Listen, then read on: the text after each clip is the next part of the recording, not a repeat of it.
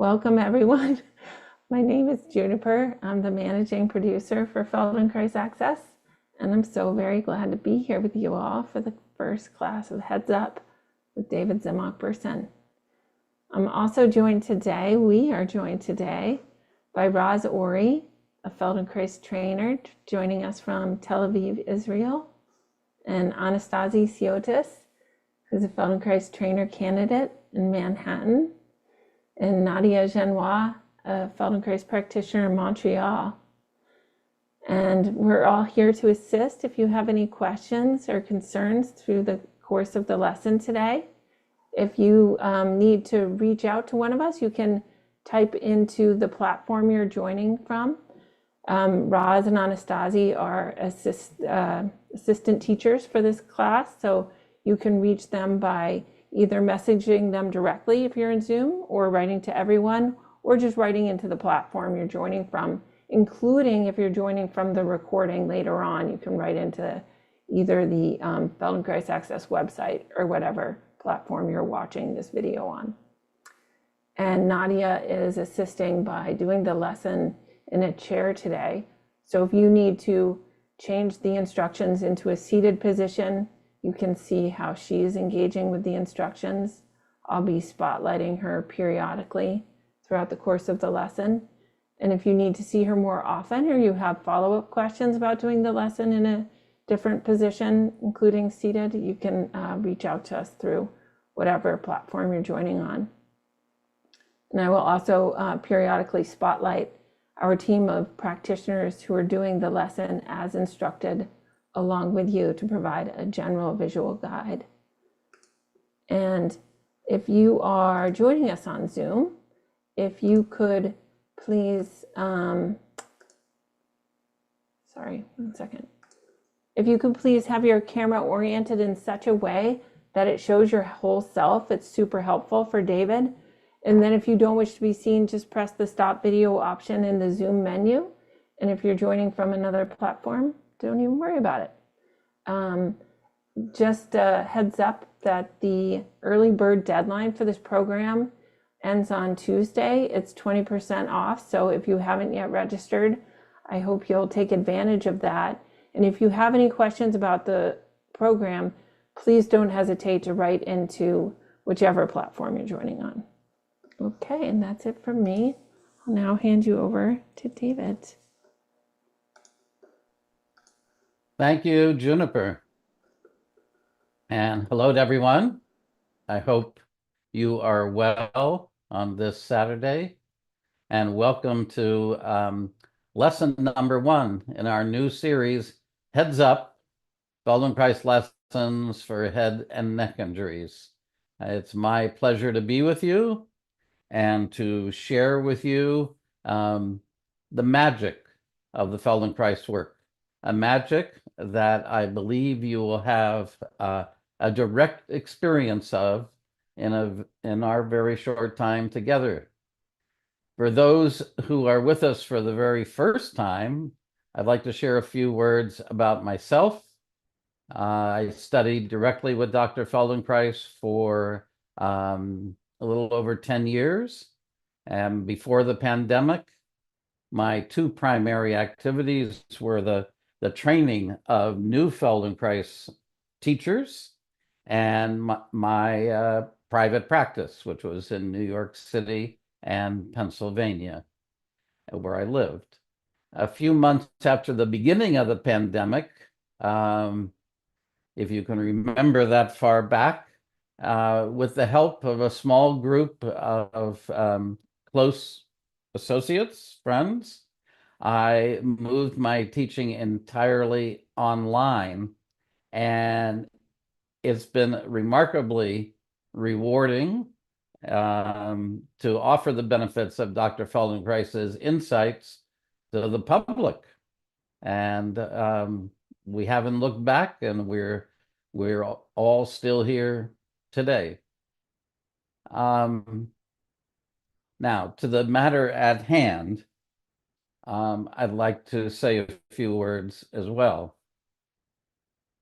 Head and neck injuries are something that I've been working with and thinking about for many, many decades. I've worked with hundreds of people who have had serious head and neck injuries. And I believe that many of you are aware that you have experienced a concussion or a head injury or a whiplash. But there are many, if not most of us, who have also experienced concussions that we didn't register as a concussion. We thought it was just, I don't know, a minor injury, a small bang of my head. And even the symptoms may have been something that were not terribly visible on the outside. And we typically expected that these symptoms, including pain, tension, maybe there was dizziness, would just resolve, go away by themselves, and that I should just get on with things, get on with my life, get on with my work, get on with my parenting. Now, what I have found is that these head injuries that we may have assumed were minor are actually not so minor. I believe they're much more serious than we understand, and that the symptoms can linger and can cause problems for us many, many years later.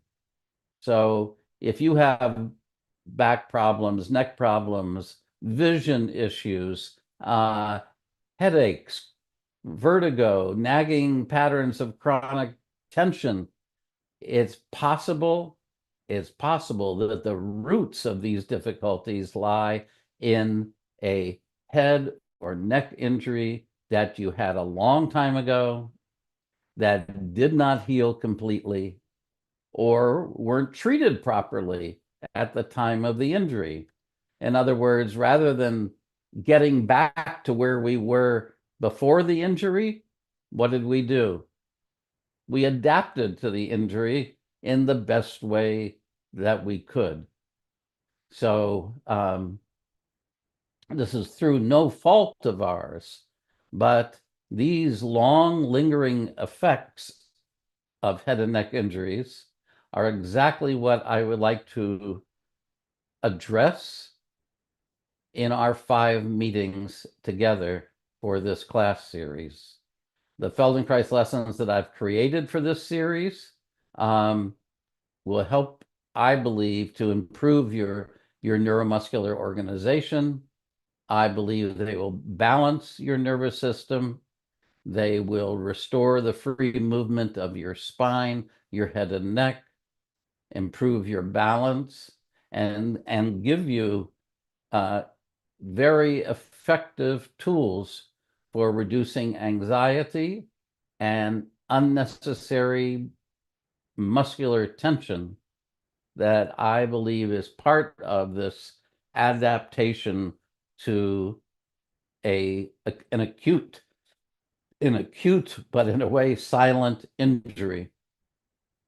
Now, for everyone who is new to what we're doing, to Feldenkrais Access, to Feldenkrais Lessons, I just like to say a few words about what we'll be doing. We call what we're doing lessons, these movement experiences, because when you do them, your brain is learning something which is beneficial to you. And the lesson is structured in a way to facilitate your learning. So very, very different than exercise.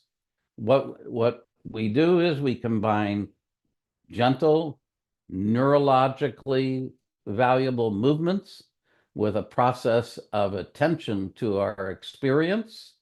And in this way, we stimulate the neuroplastic capacities of our brain. And this helps us to rewire the relationship between our nervous system and our musculature. and helps us to build new neurological pathways and give us new choices or options for how we organize ourselves, how we move, how we feel. In other words, it's a process of rewiring, and that's done through movement, which movement is the base language of our how we communicate with the brain. Now, your part in this is that all you have to do is make all of your movements very, very, very slow and very small. So we want to give our nervous system an experience of moving that is safe and comfortable and slow, so that there's the time for our nervous system to pay attention, to sense, to feel what exactly we're doing. So this is all that matters, is you pay attention to your sensations, we make say your sensory motor experience, and you keep the movements slow and small. And just to repeat for our first timers, but I understand Juniper mentioned it, but I think it's worth mentioning again. Our staff is here to help you. So, for example, you don't need to look at the screen. I think my directions will be sufficient.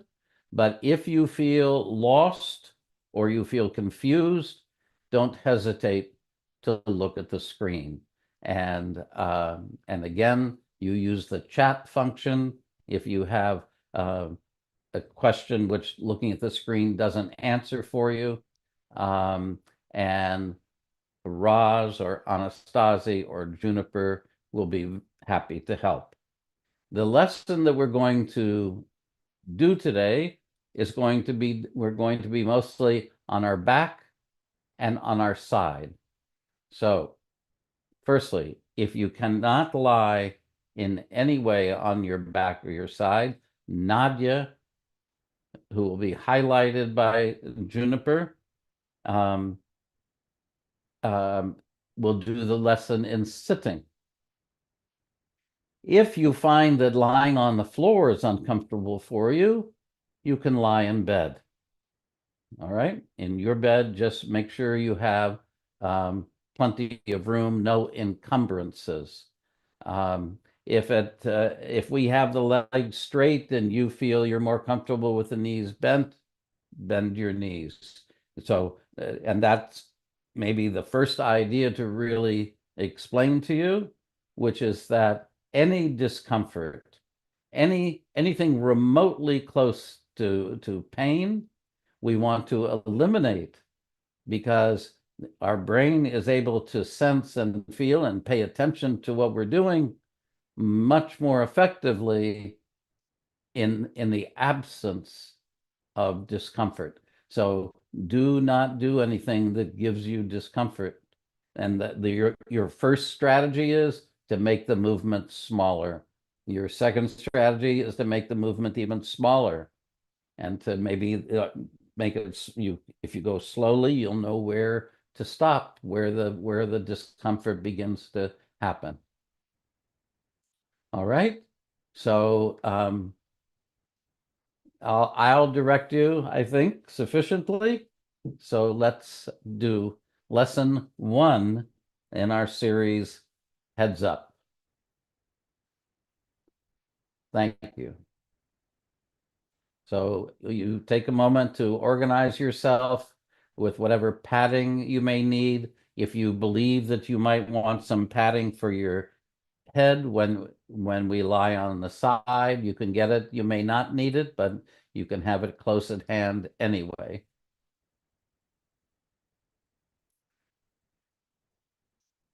All right. So I give you a moment.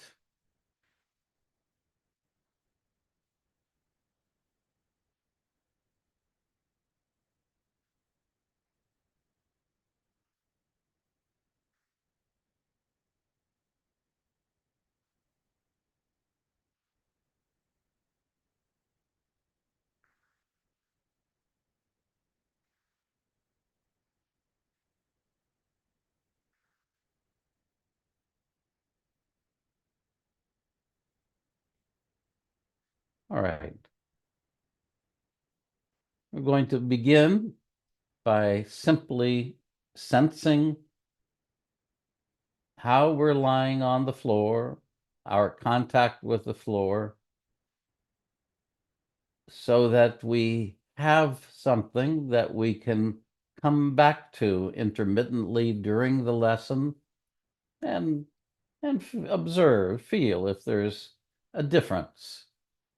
So please lengthen your legs if you can. Otherwise, you can have your knees bent and simply observe the contact of the back of your pelvis with the floor. If one side of your pelvis is more in contact or less in contact with the floor, but you're doing this in a non-judgmental way. I mean, we're not simply by feeling something, or when I direct your attention, it doesn't mean that I'm trying to imply that you should change something or correct something. Quite the contrary. We want to simply feel as we are now before the lesson. If you have anything behind your head, maybe for the moment you can take that out, especially if you're lying in your bed.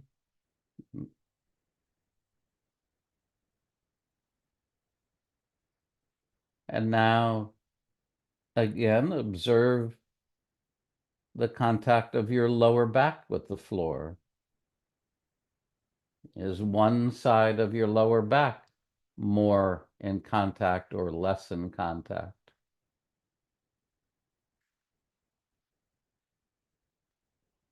And notice, is it the same side as the side of your pelvis that's lying closer to the floor?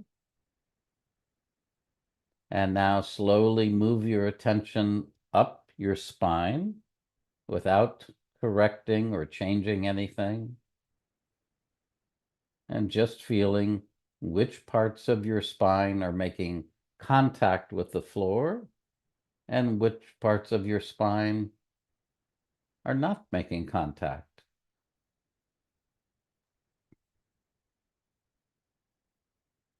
And your breathing is easy and simple.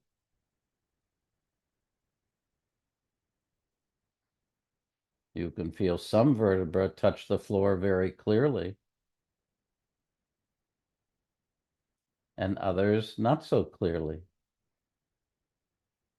Especially when you come to your upper back and behind your neck. If you can feel that your neck, there's like a little arch that's not touching the floor.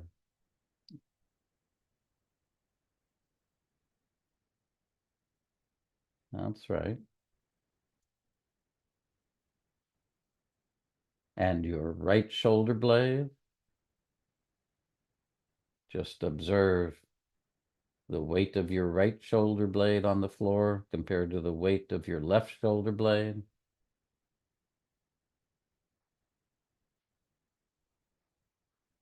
If one shoulder blade is more in contact with the floor or less in contact.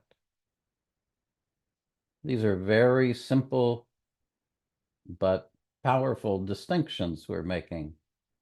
And we're orienting our brain right now to the kind of attention that we'll be using during the lesson. Is one shoulder blade appear to you to be, feel to you, I should say, to be higher? In other words, closer to one ear or the other? Does one shoulder blade feel more forward, in other words, toward the ceiling, than the other?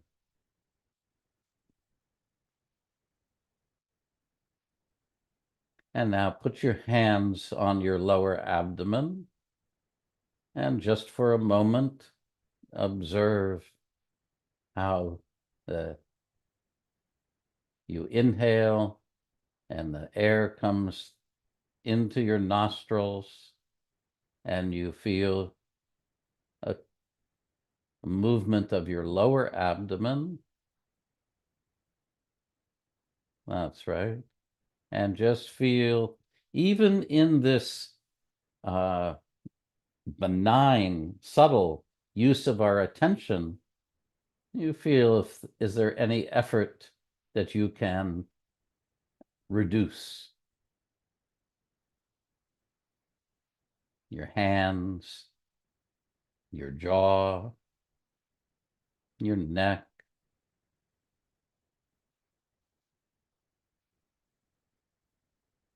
That's right. And now, please bend your knees and separate your feet about shoulder width apart.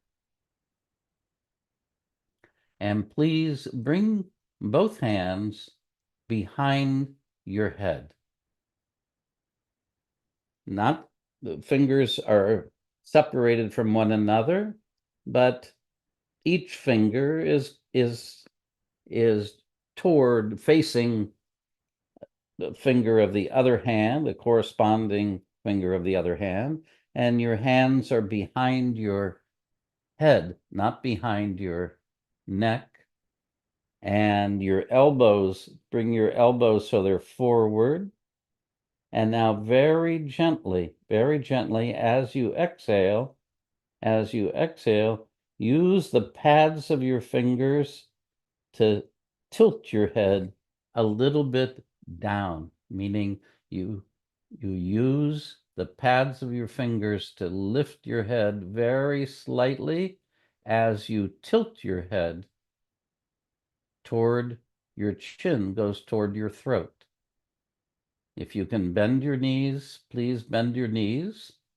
Why? Because then you'll have more slack in your spine, and it will be much easier to use the pads of primarily probably your second and third fingers. You feel that? Your second and third fingers, and if you go very slowly, you feel you begin to slide your skin, your scalp. You begin to slide your scalp a little bit up, and your chin comes closer to your throat, and the back of your head leaves the floor. That's right. As you exhale, slowly. And now your elbows are forward. It's much more difficult to do if your elbows are out to the side. And which we can explain if you like. And now slowly as you do that, feel, is your chin going a little to the right or a little to the left? You just feel. You just lift your head, maybe, I don't know, a half an inch away from the floor, no more. And it's not even necessary to lift the head away from the floor, is it? That's right. Now,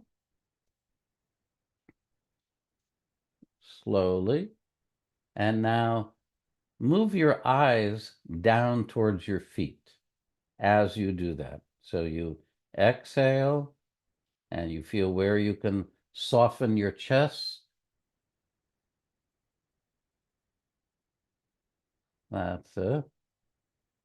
And now move your eyes up as if you wanted to see toward the top of your head and feel what happens. In this movement, and in truth, in everything we do, our eyes are organizing our musculature.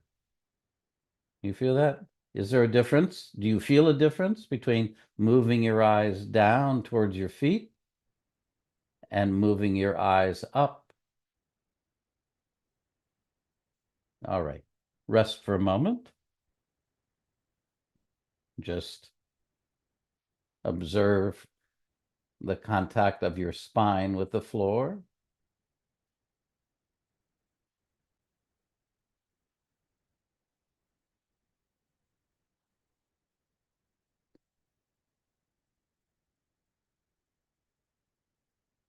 Observe the movement of your lower abdomen as you inhale.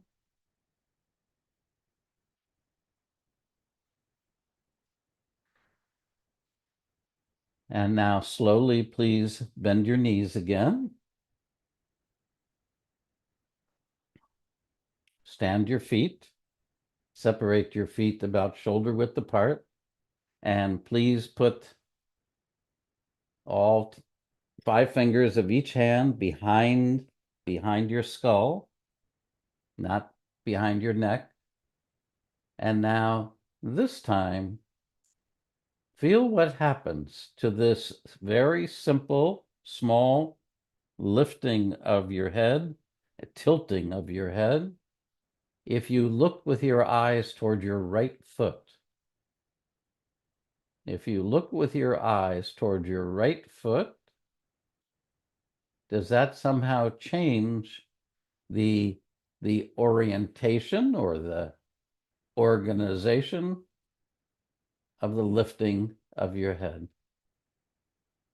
Just slowly, as you exhale, feeling, of course, where you can reduce your effort. This is the most important aspect of what we're doing, because the unnecessary effort in our movement is what is distorting it, creating a difficulty. And now look towards your left foot with your eyes and see, does that change the orientation of your head?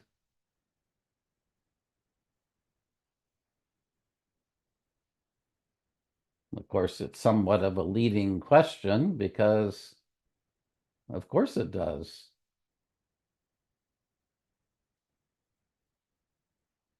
That's right. As you exhale,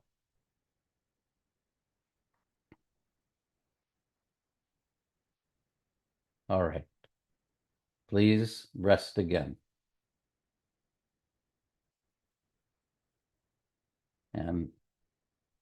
And observe for just a moment the contact of your spine with the floor.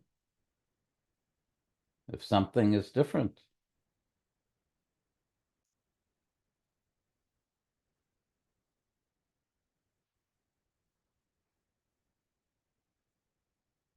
and now, this time, bend your knees and lie on your right side.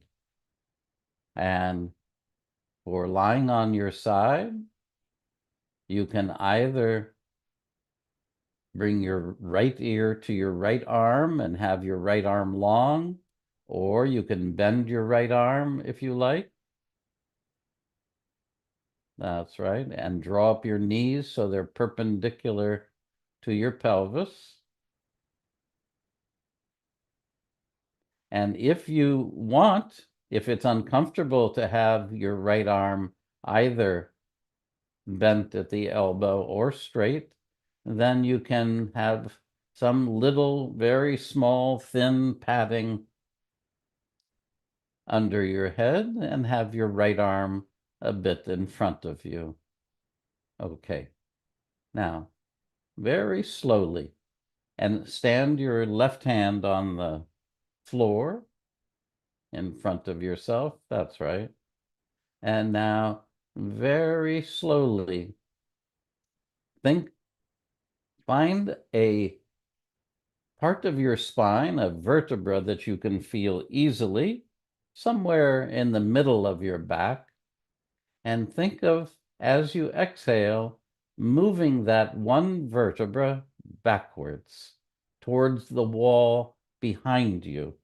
I know it's a peculiar idea, but you'll find that you can easily bring your attention to one spot on the back of your spine, and then think of moving it backwards. Just slowly. And again, as you exhale, and as you feel, where can you do less? Where can you reduce the effort? In your stomach, in your face, especially your stomach and your chest. And now move your attention just the tiniest bit up, where you can imagine to yourself, oh, there's another vertebra just a little bit above that one. And then you think of moving that spot. Of course, the movement, the resulting movement is general. It's diffuse, isn't it? It's not just one locus, one tiny spot that's moving, but you can feel that you organize this movement of one vertebra back through your attention. So you bring your attention to one place on your spine and you think of it moving backwards. And you do it a few times and then move your attention up a little more. Maybe just the tiniest bit until you feel like, oh, that's probably where another vertebra of my spine would be. And you think of moving that vertebra backwards, or that point on your spine, or that point on your back backwards.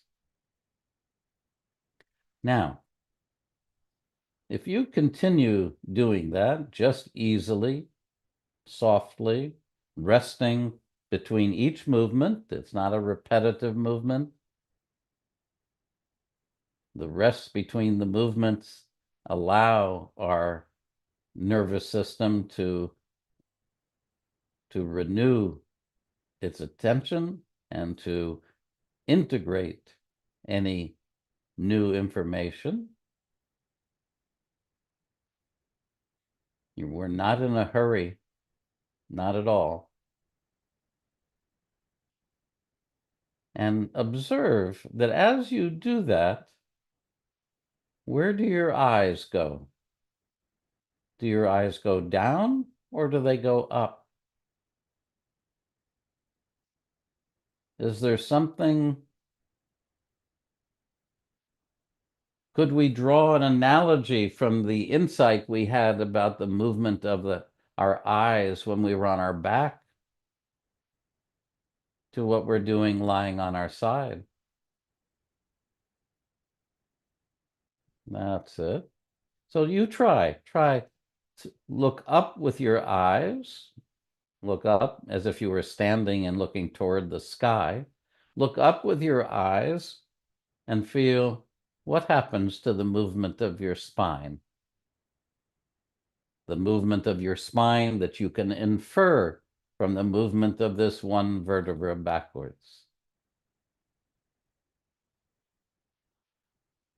And you'll see the thesis here is that, yes, the title of this course has to do with the head and neck injuries, but there's something very common in the way that all of us adapt to these head and neck injuries.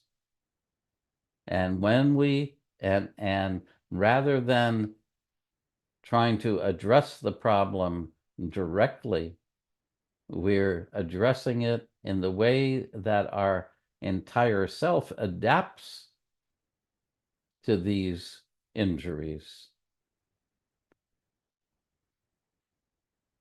Maybe rest on your side for just a moment. In other words, remain where you are.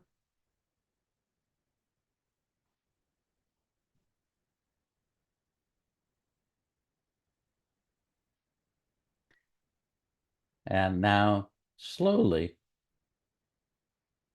as you maybe, let's go to our lower back now. And you just find a place that you can feel easily in your lumbar spine, the spine of your lower back, and move that vertebra backwards. And notice if your eyes are going downwards spontaneously. That's it. As you exhale, and bring your attention as you do that to your breastbone, your sternum, and see if you can feel that each time you move a point on your spine backwards, your chest gets a little smaller. Your chest compresses, moves downwards. And of course, that's the same movement our chest makes when we exhale, isn't it? And so you exhale as you do the movement, feeling where you can reduce the effort, your effort, where you can do less. That's it. And now, slowly, as you do that, tilt your head a little bit so that your chin comes closer to your throat.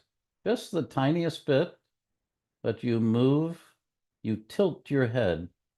You tilt your chin a little down and back as you move that one place on your spine backwards.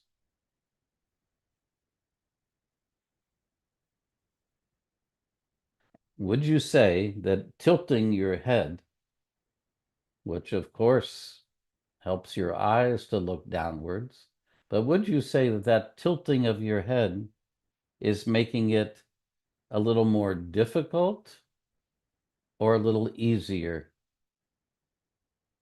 to move that one place on your back backwards, that one vertebra backwards?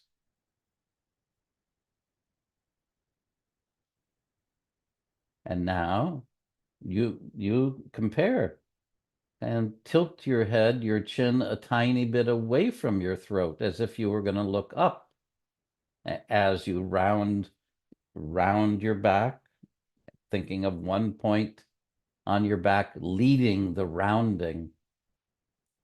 That's what's happening, isn't it? Your back is getting round. And you feel, was there something about tilting your head down a little bit, your chin coming a little closer to your throat, that facilitated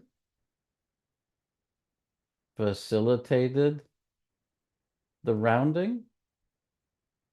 And how did that compare to lifting your chin?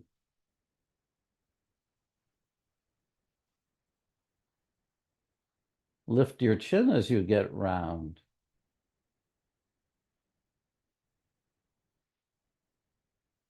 Good. Let's rest on your side for a moment. Just for a moment.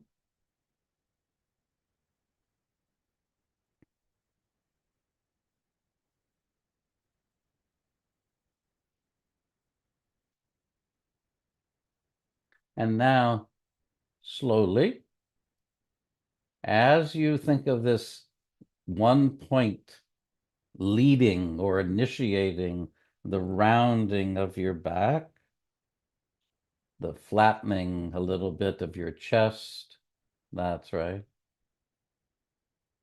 Flex your left foot, meaning that you bring the toes of your left foot toward your shin, toward your knee. So as you get round, you flex your left foot. Not before or after, but as you round your back, thinking of one point initiating that rounding or leading the rounding. That's it. As you exhale, as you feel where you can do less and make that movement easier, simpler.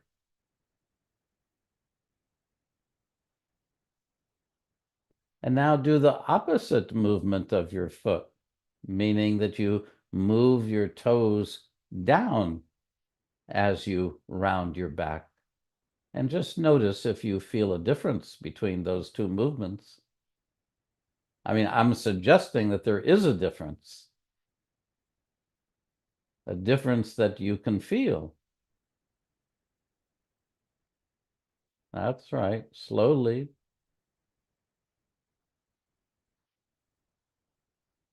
And now try lifting your toes again. In other words, bringing your toes toward your lower leg as you get round.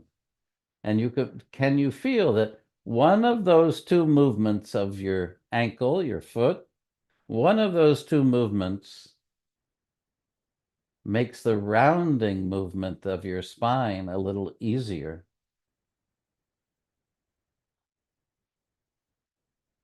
Just slowly.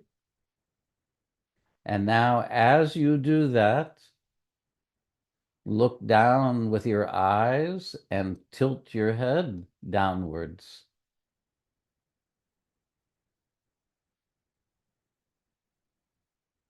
Is the rounding of your back? Can you feel the rounding of your back is more global, isn't it? From the top of your head to your left foot, you're getting round. And now as you do that, of course, resting whenever you want, and resting always between each movement, stick out your tongue and take your tongue down toward your left foot. So you move one vertebra, one point on your spine. Of course, you vary it each time. You move one point on your spine backwards. That's it. And you tilt your head down and you look down with your eyes and you stick out your tongue towards your left foot and you flex your left foot. Now, take any one of those variables and you'll feel the difference. Like take your tongue up towards your nose and feel what happens to this very simple, right? Movement of rounding your back. You feel? Can you feel the difference? And this kind of sorting for difference is one thing easier than another? This is the most basic kind of investigation or comparison of sensation that we all did as infants. It is the way that we figured out, sorted our sensations. Now, take your tongue down, but take your left foot, extend your left foot so your toes are going away from your shin.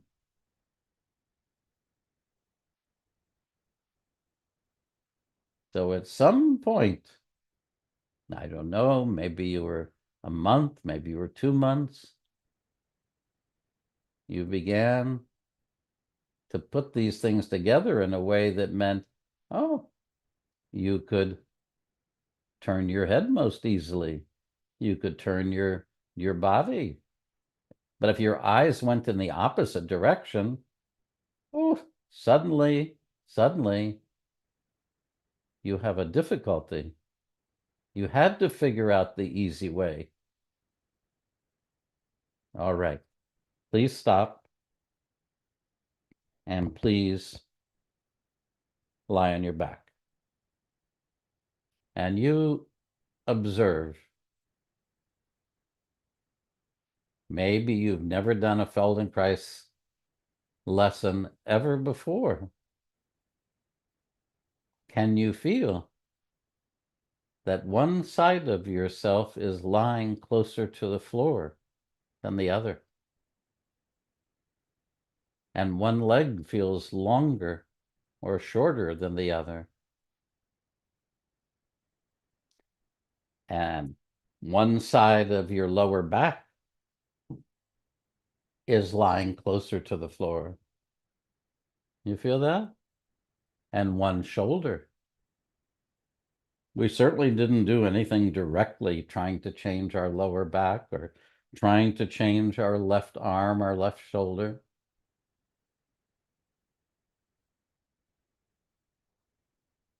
And if you put your hands on your abdomen, your lower abdomen, and observe the movement of your lower abdomen as you inhale, can you feel that one side of your lower abdomen is expanding a little more easily than the other?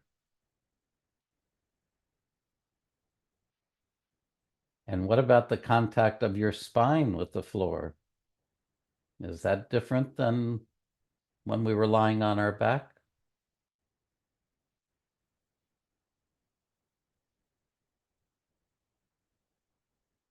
These were small movements, of course. Not every lesson do we use small movements. But the communication with the brain is almost instantaneous. So please lie on your left side.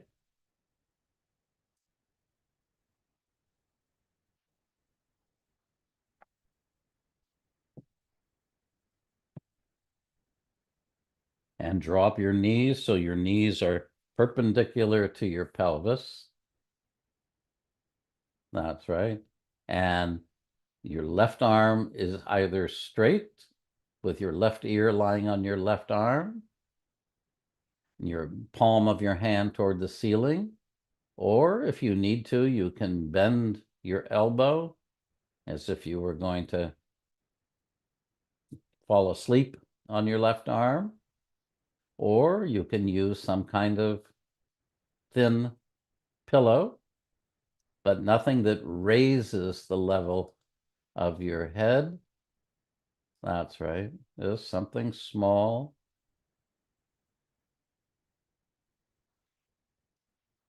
And now slowly, you just find one place in the middle of your back where you can begin that very small motion as you exhale of imagining that you're moving that one point on your spine backwards.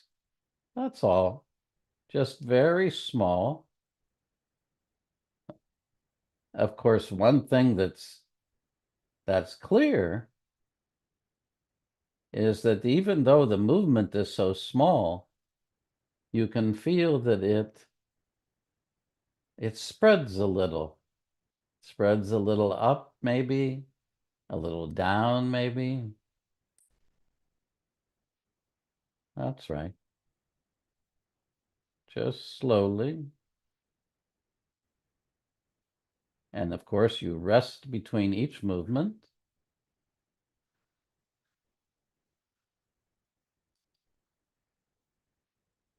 And feel where you can reduce the effort, your effort, in your jaw, your throat, your right hand. And then you move to another place a little bit higher.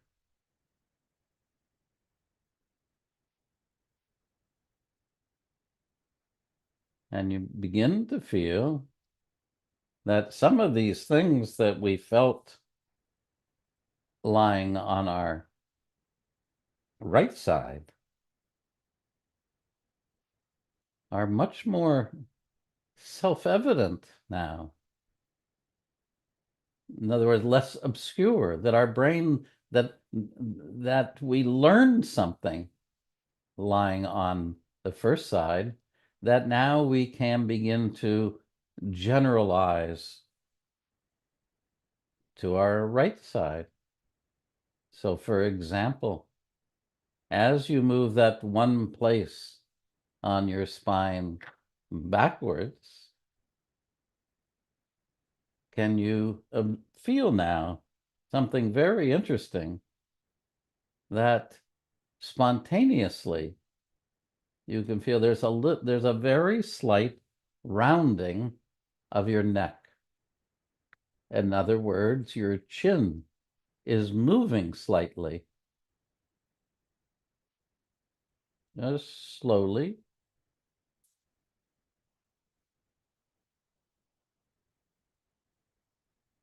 My contention in the introduction, when we were talking before we started the lesson, I felt like we were talking together, but I understand I was the only one speaking. I think often in the rehabilitation, if there is any rehabilitation from head and neck injuries, and maybe even more so when there isn't, we ask too much of our head and neck after an injury. And so here in this lesson, I'm trying to construct things in such a way that we make very small movements in order to restore the movement of the head and neck to what it can be. Slowly move your eyes toward your right foot. Move your eyes as if you could see your right foot as you get round. And that, what you call it, transitive verb, is very important. The as means that you're trying to organize those two things together. The movement of not one first and then the other. That's it. And relax your abdomen and see if you can exhale with each movement and then rest completely. Always rest fully between each movement. That's nice. And now look up with your eyes and feel the difference, because it's the difference that attracts your nervous system. It's the difference that attracts your brain.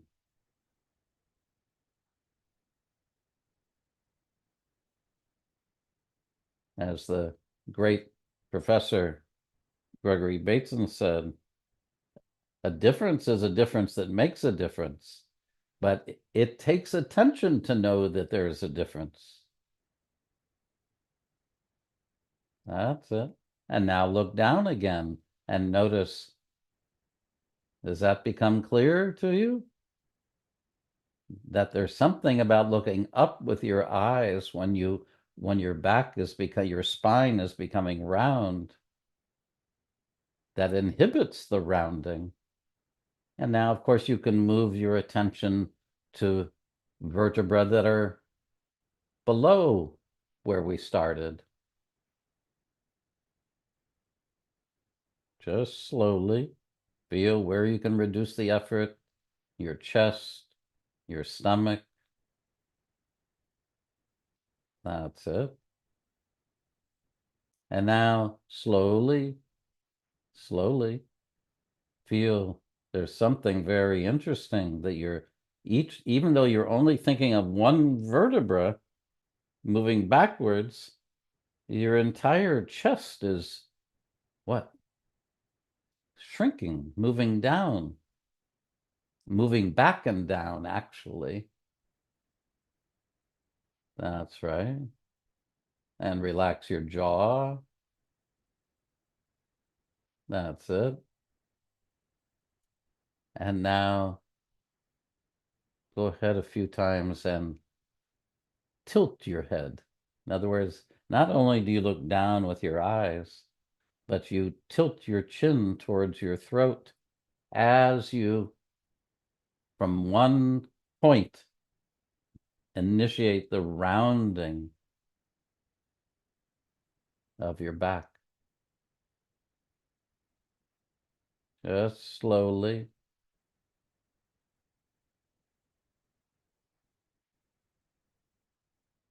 Good.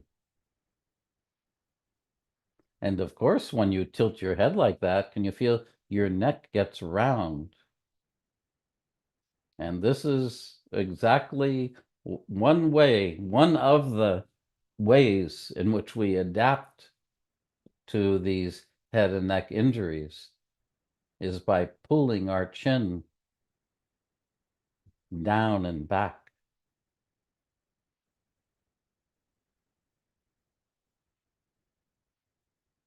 And now leave your head. That's it. Maybe just rest for a moment on your side.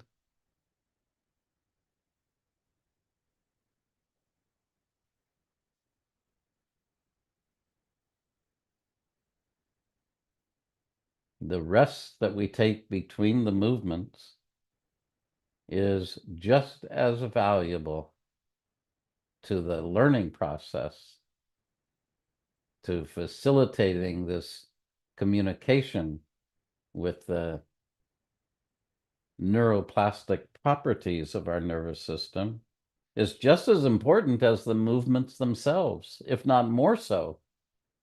Because if we don't take these rests between the movements, well, then the likelihood of attentional fatigue, muscular fatigue, it happens very quickly.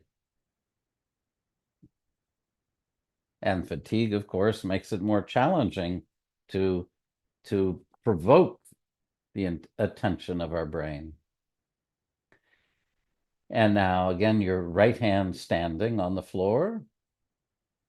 And please, as you move one place on your back backwards in order to round your spine, just gently flex your right foot. And you'll see it's a funny thing. The simpler you make that movement of flexing your foot, the more effective it is at improving that rounding of your back. It's a funny thing.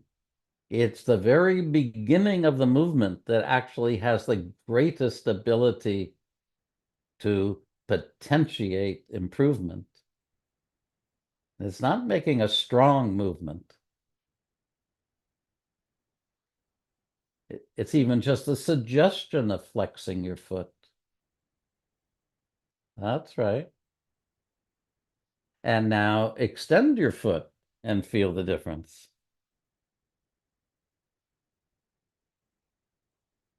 In other words, your toes go away from your shin and your heel gets shorter, and you extend your right foot. What happens to the rounding of your back? What happens even if you think, oh, I'll bring my head down a little bit gently. And now flex your foot. Flex, bring your toes toward your, that's right, toward your shin, toward your lower leg.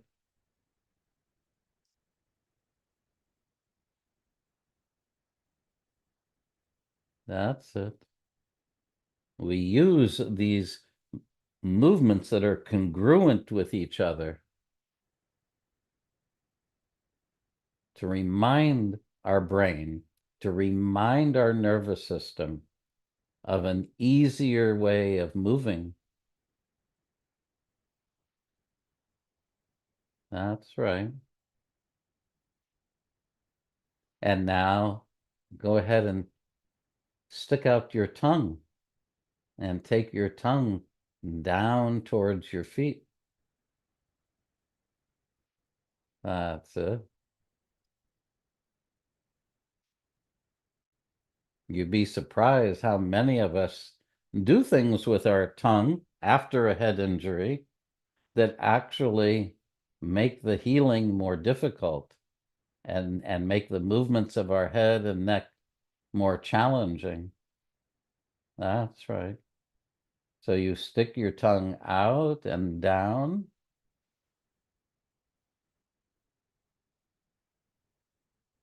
As you round your back.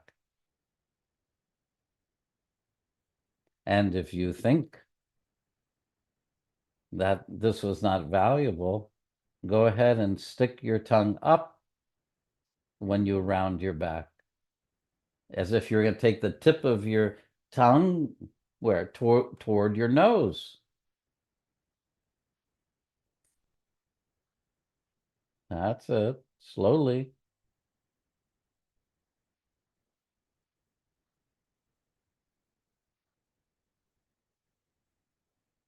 And now take your tongue down again. But move your eyes up and feel that moving your eyes up and your tongue down. Woo, it's as if doing two different things. But if you look down with your eyes, it's as if it's just one movement. You feel that? That's it. And you can tilt your head and you can flex your right foot.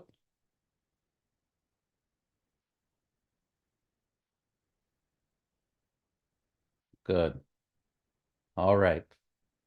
Please lie on your back.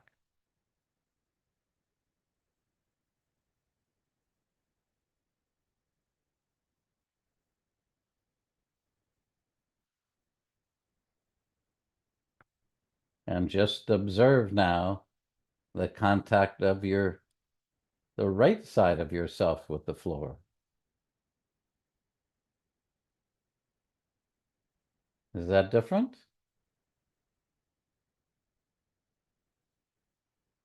And put your hands on your lower abdomen and just observe. Is your lower abdomen rising, falling a little more clearly to you? And the contact now of your right shoulder blade with the floor.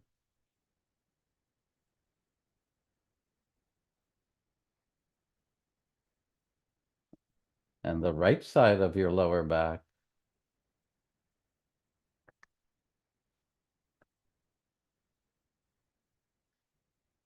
And please bend your knees.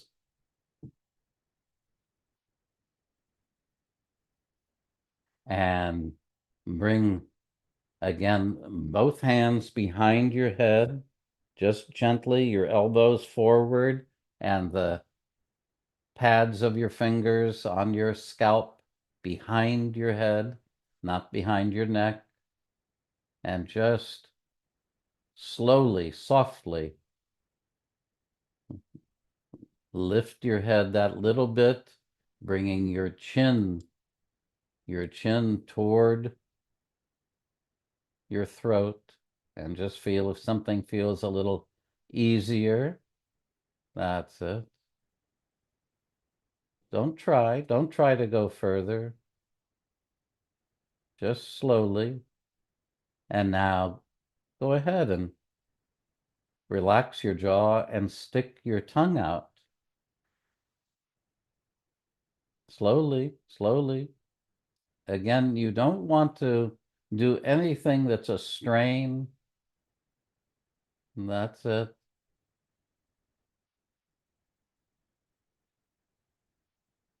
Beautiful. Good. Feel how is your chest doing the same thing as when we were on our side? In other words, is your chest getting flatter, softer? That's right. Good. All right. Rest a moment. Keep your knees bent. Your feet are separated about shoulder width apart. And now, very slowly, make a small movement of lifting your chin away from your throat, but very, very small. That's right. Just slowly, you lift your chin away from your throat. That's right. Bring your hands are along your side. That's it. And just slowly lift your chin a tiny bit. Maybe could you make that a little easier by looking up with your eyes? Maybe. And relaxing your jaw. Or how about this? Does that movement of lifting your chin become a little easier if you open your mouth at the same time?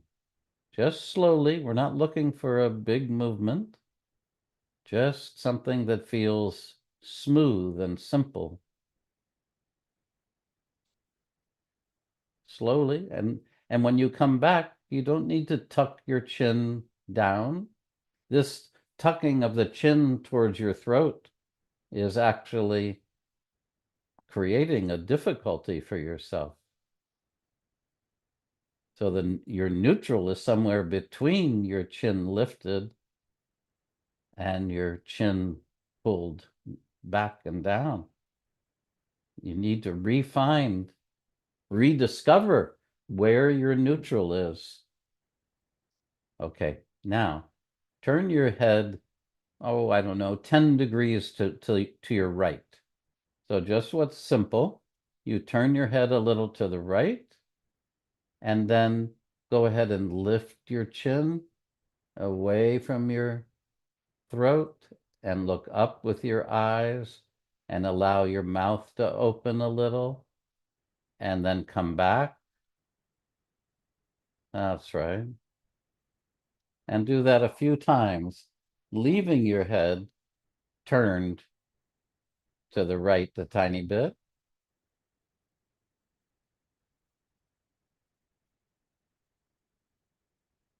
Good. As you exhale, beautiful. Turn your head a tiny bit more to the right. Good. And continue with that idea. But reduce all the rest of your muscular effort.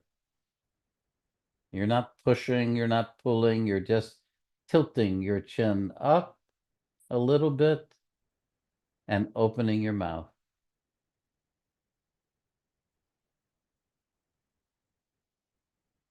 Good.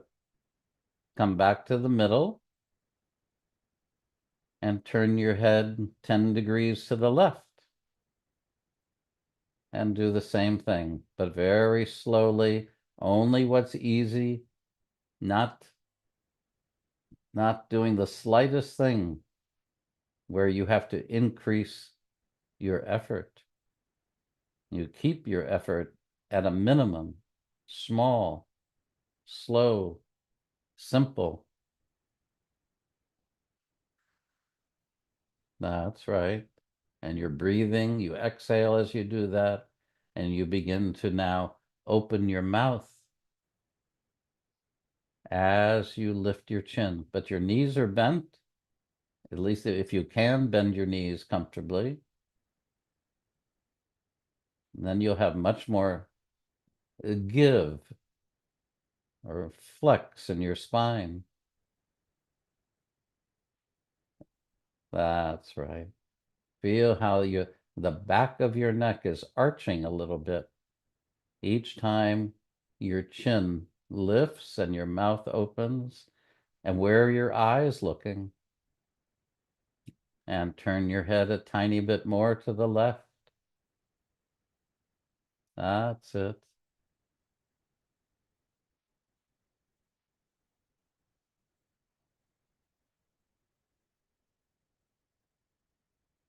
Very good. Please rest and just, you can stretch out your legs or have your knees bent, but take a minute to sense if your contact with the floor is different now compared to when we started.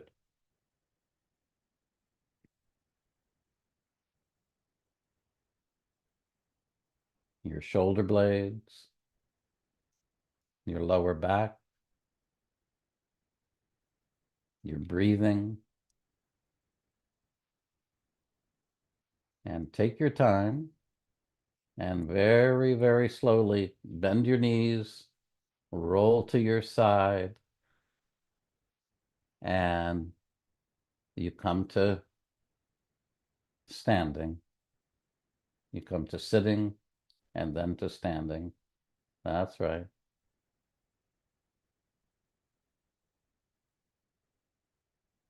And just observe.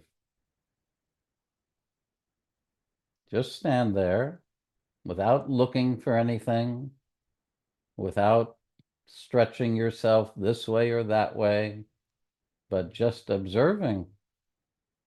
Do you feel taller or shorter? Do you feel lighter or heavier?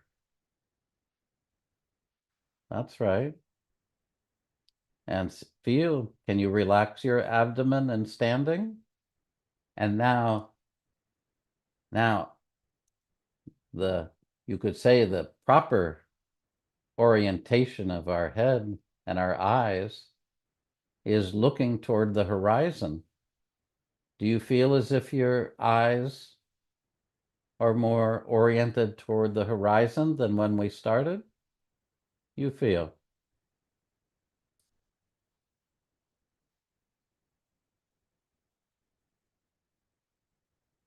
Do you feel as if there's a little more of an arch behind your neck than when we started?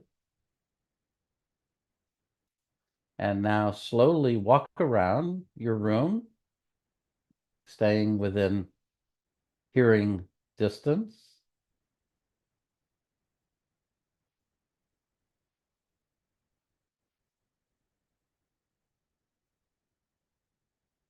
That's right. And you feel, is something lighter about your legs? Does your chest feel a little wider?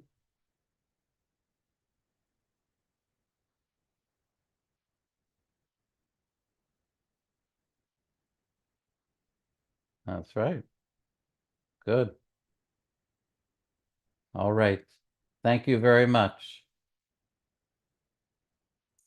It's good to be with you, and I hope you enjoyed the lesson. And of course, it's yours. It will be accessible to you.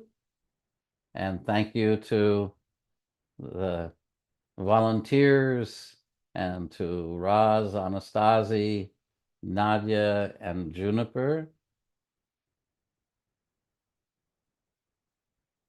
And just maybe a few words.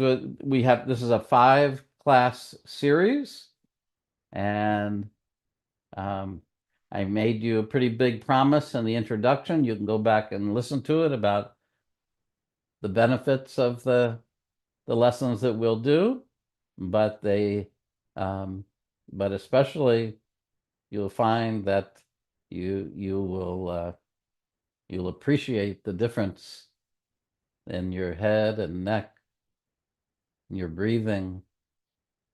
Okay.